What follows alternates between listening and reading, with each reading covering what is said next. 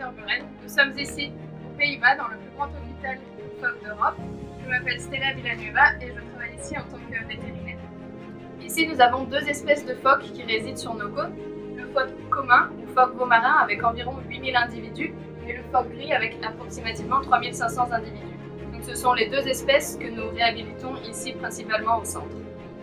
Nous travaillons en collaboration avec un réseau d'échouage comprenant environ 75 bénévoles qui sont formés par le centre et qui sont habilités à agir en cas d'échouage, à évaluer l'état de l'animal et à le transporter ici au centre en cas de besoin. Suite à l'arrivée de l'animal au centre, celui-ci fait l'objet d'un examen clinique complet qui permettra d'évaluer son état plus en détail. C'est par ici.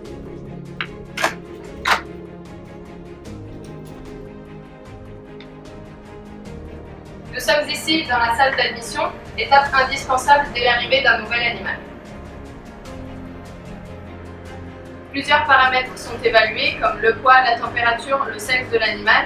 Également, l'auscultation est réalisée. On fait également une prise de sang et on évalue et prend en charge les blessures le cas échéant. Tout cela est enregistré sur la fiche de l'animal qui le suivra tout au long de son séjour en réhabilitation. L'animal est également bagué à la nageoire postérieure droite avec une bague sur laquelle figure un numéro de réhabilitation unique avec le nom du centre indiqué au dos et qui permettra d'identifier l'animal à la fois en réhabilitation mais aussi une fois remis en liberté. Une fois l'examen terminé, un plan de traitement adapté est mis en place. Des fluides sont également administrés pour réhydrater l'animal et il est conduit dans son enclos en première phase de réhabilitation. Nous sommes ici devant des enclos de première phase de réhabilitation. Donc les animaux sont encore faibles, malades ou blessés et font l'objet d'une surveillance très rapprochée. Ils sont généralement réhabilités par paire, comme nous pouvons le voir ici, et sont nourris avec une émulsion de saumon qui est riche en matière grasse et qui apportera l'énergie nécessaire pour une récupération rapide.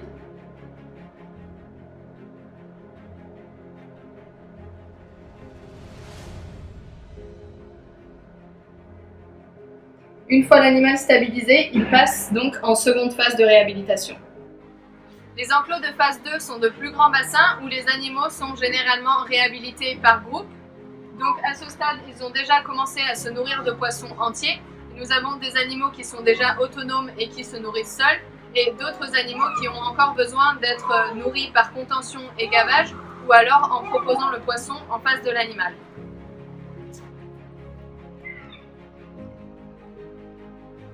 Une fois l'animal autonome, en bonne santé et avec un poids adéquat, il sera transféré ici en troisième phase de réhabilitation. Les bassins de phase 3 sont encore plus grands et plus profonds et à ce stade, l'objectif est de les nourrir suffisamment afin qu'ils développent une réserve de graisse dont ils auront besoin au cours des premières semaines après leur remise en liberté.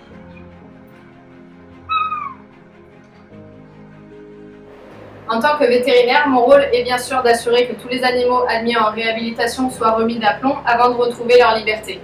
Donc, chaque jour, les animaux sont évalués, les repas sont mis à jour selon un protocole bien défini et les traitements sont administrés et réévalués au besoin. Ici, sur place, nous pouvons également réaliser des examens complémentaires, tels que des prises de sang et les analyses sanguines qui peuvent être faites dans notre laboratoire. Et nous pouvons également réaliser des radios et des échographies. Si nécessaire, nous avons également une salle de chirurgie et également un appareil d'endoscopie qui nous a déjà permis de retirer des hameçons dans l'œsophage ou l'estomac de certains de nos patients. Ici, nous nous trouvons dans la salle de chirurgie et les chirurgies qui sont le plus couramment réalisées ici sont généralement des amputations de doigts ou de nageoires suite à des blessures ou des fractures qui ont pu s'infecter. Nous sommes ici dans la partie musée du centre, donc c'est un endroit primordial de la visite car il permet d'informer les visiteurs sur le fonctionnement du centre et de le sensibiliser également à la protection de l'environnement et de la faune marine afin également de réduire les causes d'échouage imputables à l'homme. Les échouages peuvent concerner tous les individus quel que soit leur âge, mais ce sont essentiellement des jeunes phoques de moins d'1 an qui sont réhabilités ici au centre. On observe une saisonnalité dans les échouages, c'est-à-dire que les causes d'échouage dépendent de la période de l'année concernée. Donc à la fin du printemps, début de l'été, ce sont le début des naissances pour les jeunes phoques communs. Donc en général, les animaux qui sont réhabilités à cette période sont des jeunes phoques orphelins qui ont été séparés trop précocement de leur mère à cause généralement de perturbations humaines, et ils sont donc ramenés ici au centre de réhabilitation car ils ne peuvent plus subvenir à leurs besoins.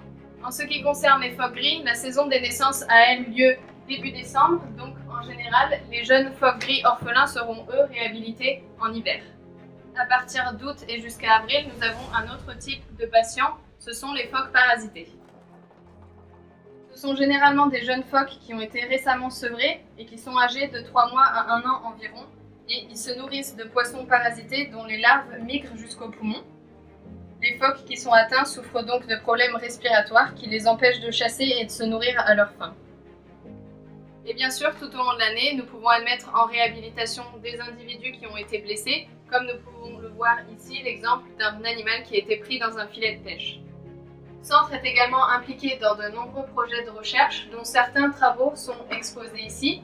Par exemple, il y a eu une étude qui a été faite sur les interactions entre les mères et les nouveau-nés dans leur milieu naturel, ainsi que le comportement d'allaitement des femelles.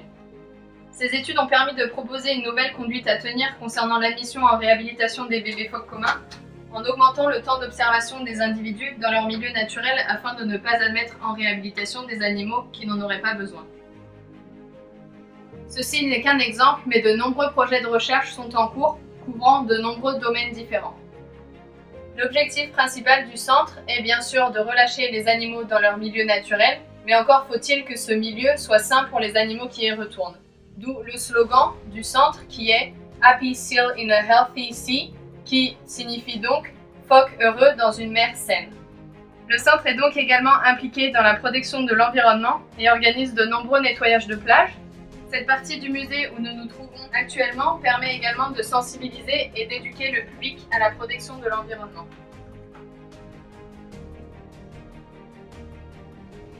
Après un séjour d'environ 2-3 mois en réhabilitation, les animaux en bonne santé peuvent enfin regagner leur milieu naturel.